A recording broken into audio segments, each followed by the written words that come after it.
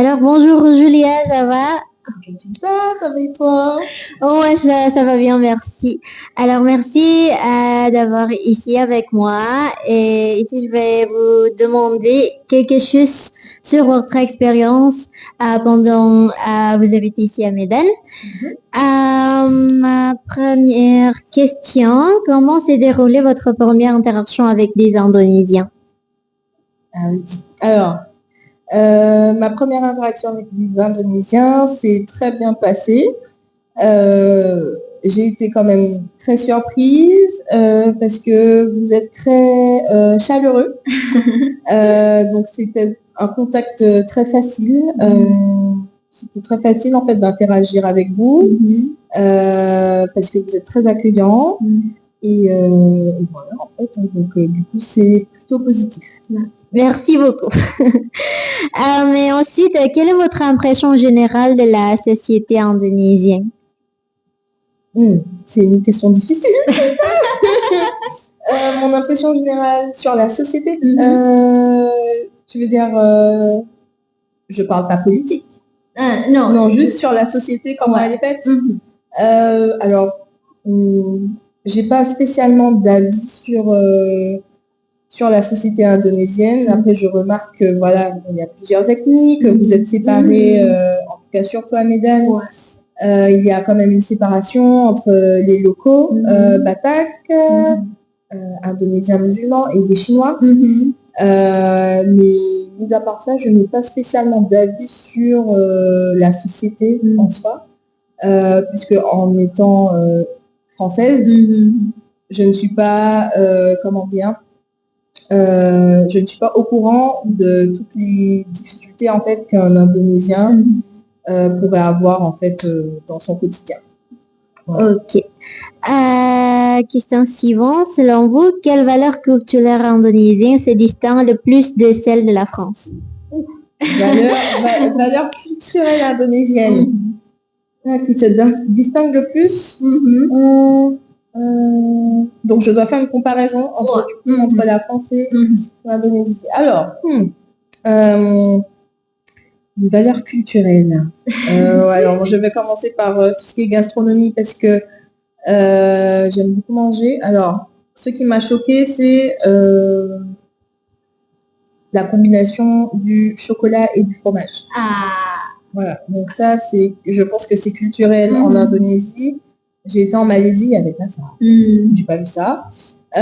Sinon, au niveau culturel, en fait, vous êtes vous avez chacun une ethnie différente. Et aussi la façon dont vous cohabitez dans un sens religieux, c'est-à-dire que il y a des musulmans, il y a des chrétiens, et je vois que c'est culturel ici de dire de quelle religion on est, alors qu'en France, c'est pas le cas. Voilà. Ok. Ensuite, avez-vous déjà vécu un malentendu culturel lors d'une interaction avec des Indonésiens? Alors, je ne pense pas avoir eu de malentendu culturel avec les Indonésiens. Ah, si. Peut-être une fois, alors en classe, alors les élèves étaient très bruyants et donc je n'avais pas de voix pour pouvoir parler au-dessus. Alors, du coup, j'ai tapé des mains et vous avez tapé des mains avec moi. Donc ça, c'était un malentendu parce qu'en France, un professeur qui va taper des mains, ça voudrait dire qu'il demande l'attention de ses élèves, tandis que ici, ce n'est pas le cas, c'est pour encourager les élèves entre eux. Voilà. Ensuite, quel différent avez-vous particulièrement remarqué concernant les modes de communication et ensuite la manière d'exprimer son opinion et les relations entre étudiants et enseignants et les derniers à la vie quotidienne? Alors, du coup, les différences. Alors, je vais commencer par les modes de communication. Alors, en France, entre professionnels, on n'utilise pas WhatsApp. On n'utilise jamais WhatsApp avec les élèves non plus. Donc pour communiquer entre professeurs et professeurs, ou bien élèves et professeurs particulièrement, ce sera toujours par email. Par email. Via l'email de la boîte email de l'université. Ce qui fait qu'un étudiant n'aura jamais mon numéro de téléphone en France. Voilà. Donc si vous n'avez pas mon numéro de téléphone, c'est pour ça. Aussi, je vois que il n'y a pas de comment dire. Il n'y a pas de mal en fait à partager par exemple son compte Instagram avec un professeur, etc. C'est vrai que la vie professionnelle et personnelle à ce niveau est entremêlée, mais en France c'est bien séparé.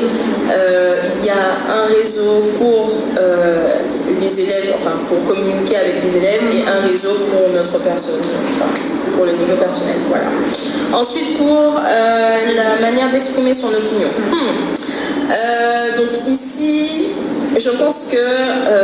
Ils sont un peu timides. Oui, très timide. Je pense qu'exprimer son opinion n'est pas bien vu ici. Ou peut-être que vous avez une façon différente d'aborder les choses.